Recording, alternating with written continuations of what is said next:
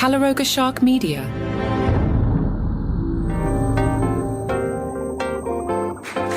Hey there, I'm Johnny Mac with your daily comedy news, a daily briefing on stand-up comedy, comedians, and the comedy industry, a sentence the algorithm loves. Now, one thing the algorithm can't help me with, got some problems with today's audio. I did a new open here for you, but there's what's called peak distortion on some of the audio today. Really annoying. I don't know what happened. My laptop just went nuts, and it took me like 20 minutes to realize this happened. I should have caught it in the recording, but I did not, so I'm going to fall on my sword here and apologize.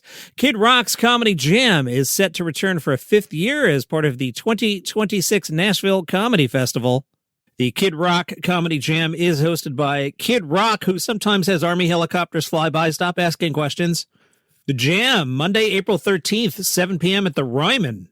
All proceeds from the show will go to the Kid Rock Foundation, a 501c nonprofit raising funds for and awareness of local and regional charities helping disadvantaged children, victims of war and natural disasters, and those suffering from illness. Here's your lineup. Kevin James, Kathy Griffin, Shane Gillis. I don't know why Shane's name is third in this thing, Mr. Rock. Joey Diaz, who I have heard people say the phrase, Joey Diaz is the worst person you will ever meet in your life. I've heard people say that about Joey Diaz. Yes, they go out of their way to tell you that Joey Diaz is the worst person that you'll ever meet. But he'll be there. Also appearing Heather McMahon, Morgan J., Nate Jackson, and some others. Matt Rife went to hit a baseball game. It was the Reds versus the Boston Red Sox. Matt Rife threw out the first pitch. He received a personalized jersey with his name on the back. He posted on Instagram, "I'm at my very first Reds game. Glad to be back home in Ohio. Go Reds. I'm going to go shotgun a can of Skyline chili." Matt Rife is from North Lewisburg, Ohio. We also learned from Matt Rife's social media that he says the Lord of the Rings, The Two Towers video game is, quote, one of the best games ever. A fan had mentioned on Twitter that they should remake that game, and Matt Rife said, "I was just saying this. Update the graphics and relaunch." John Mulaney shared the latest installment of his book club. Now, this was the one for March, and he apparently shared it on March 31st. Check your calendar, John. Anyway, if you want to read something from the John Mulaney Book Club, he recommends The Monkey Wrench Gang. He said he was in Utah last week. He had never heard of it or author Edward Abbey. Mulaney tells us the novel is as hilarious, weird, and American as a classic Robert Altman movie. The characters come together early and easily and embark on the funniest adventure I've read in a long time. You'll burn through it. Enjoy. The Webby Awards have announced a whole bunch of nominees. Now, before we get into the Webby Awards, let me just tell you something. You have to enter the Webby Awards to have a chance to be one of the finalists. Now, I was curious. I was like, oh, what if one of my listeners wanted to enter the Webby Awards? What would that cost them? Well, for a creator, a single entry award is $475. So ponder that as I tell you all this.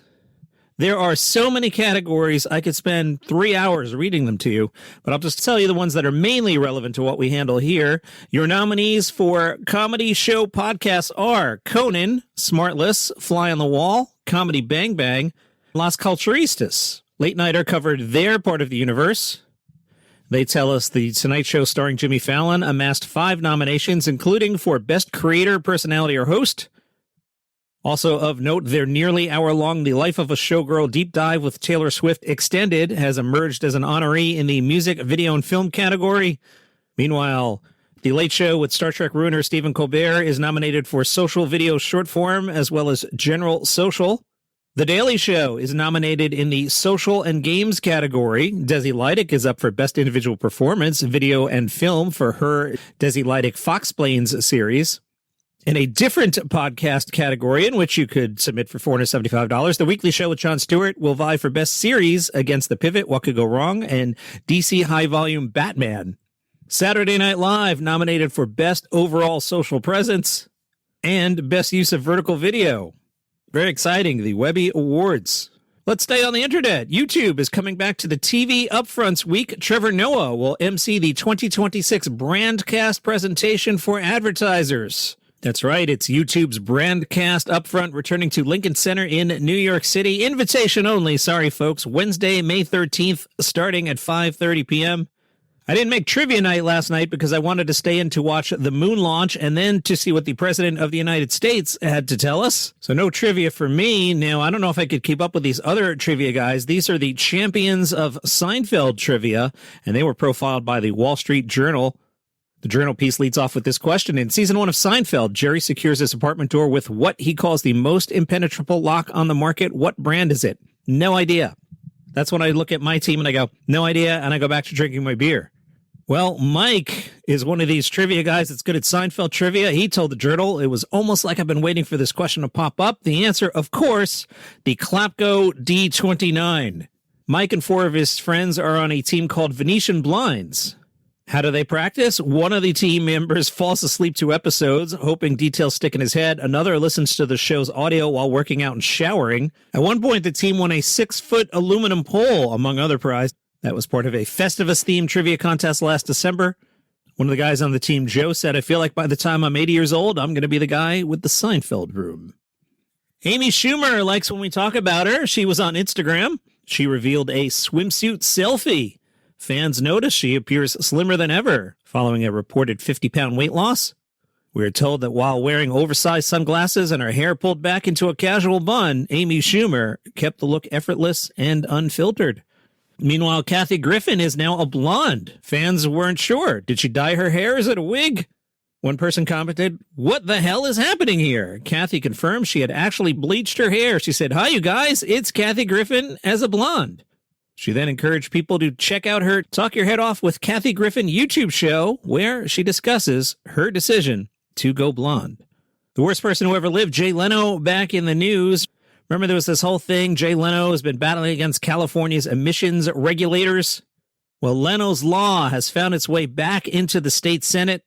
Right now, California draws a hard line at 1975. Anything built before 1975 can potentially sidestep certain smog testing requirements, providing it's not like an everyday car. It's just for like parades and car shows and stuff like Jay Leno would do. Under the proposed changes to the law, the collector vehicle threshold would shift to any car at least 35 years old, with the cutoff creeping forward one model year at a time until 2022. That would eventually move the exemption all the way up until 1986.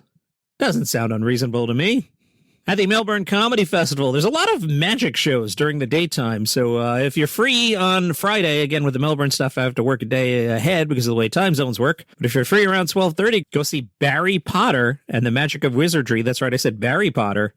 Witness feats of sorcery in person as a grown-up wizard delves into an untold story. The Edmonton Journal gave it 5 stars and called it incredible. Kiddo Mag, 4 stars, presumably out of 4. They said fun and surprise-filled.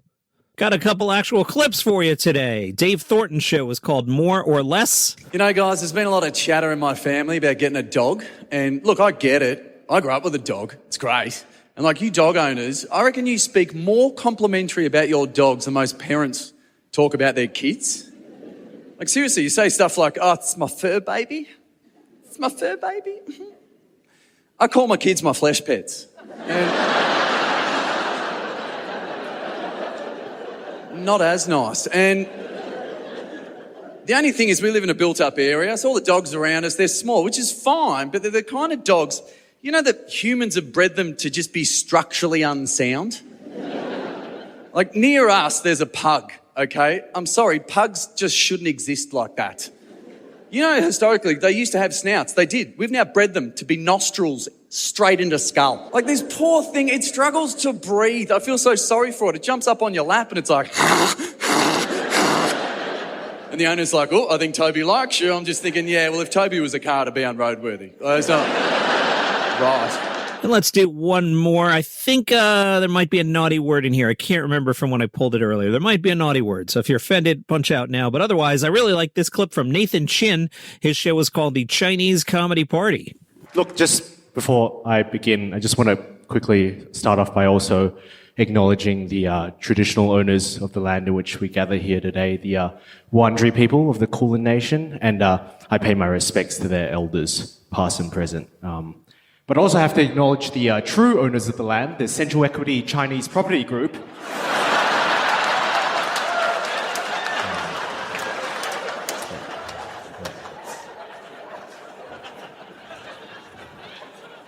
pay my rent to their developers, past and present. Gotta say both now, do you know what I mean? Just in case they're listening. Because, I'm actually quite proud to be an Asian Australian. But it's annoying, because when I tell people I'm Aussie, I get the same response that so many people of colour get, and that's yeah, sure, but where are you really from? Right? And I think it's a really stupid question to ask me, considering that in about 10 years' time, this is what the average Australian will look like. Right, some of you there aren't laughing at that. That's a joke about the Chinese taking over Australia. Well, maybe you don't think it's a joke, in which case you really should appreciate the freedom to laugh while you still can. Hop on a plane. It sounds like a lot of fun. And don't forget, today is the last day of voting for this week's round of Comedy Survivor. Sebastian Maniscalco in massive trouble. If you want him out, join the crew. If you want to save him, get some friends and hit the Facebook group, Daily Comedy News Podcast Group, and I'll catch you tomorrow.